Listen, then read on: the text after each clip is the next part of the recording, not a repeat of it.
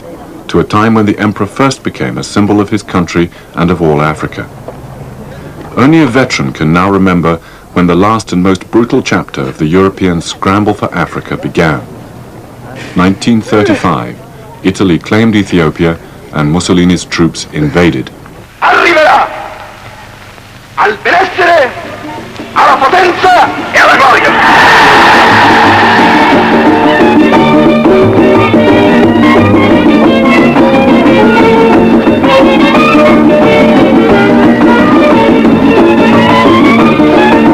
Black men, the bugle call, come on, the drums are beating and the bugle call, come on, don't mind what Mussolini says, let us march in battle array, and take a gun in our hand and defend the Ethiopian war, declare.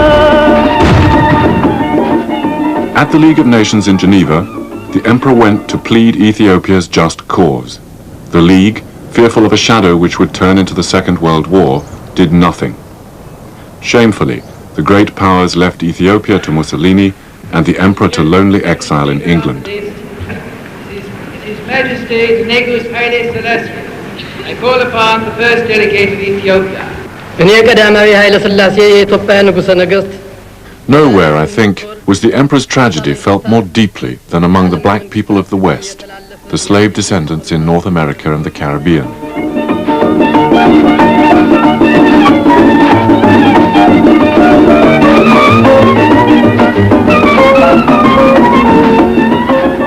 Black consciousness had dawned in Jazz Age Harlem, and Africa fermented in the exiles' hearts.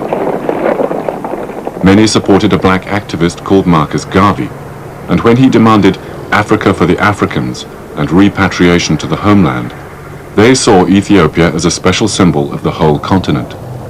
Until now, it alone had not been seized by white Europeans. Such people volunteered to fight for Haile Selassie, although only a handful managed to go, or they organized to send relief.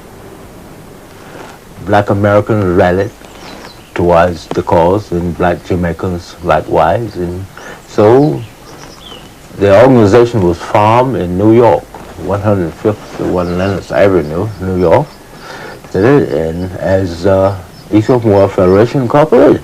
Those people gave up monies, medicine, clothes, and what have you, and sent into Haile Selassie. A branch of the Ethiopian World Federation soon opened in Jamaica, where Garvey came from. But in this neglected corner of the British Empire, black frustration had a new twist. A few ex-followers of Garvey had begun to mix Haile Selassie, symbol of Africa, with biblical notions of a Messiah. By abbreviating Jehovah, or Yahweh, to Jah, and adding this to the emperor's earlier name, Rastafari, they created the invocation Jah Rastafari, a black Messiah for their redemption. It would be years before any followers of the Rastafarian faith reached Ethiopia. The emperor knew nothing about them, as he himself returned, with British military help, to reclaim his throne. Look what Mussolini is trying to do. Take a bigger mouthful than any man can do. The drums are beating and the bugle call, but we cannot let the Lion of Judah fall. So let us take a run in our hand and defend the Ethiopian war. Declare.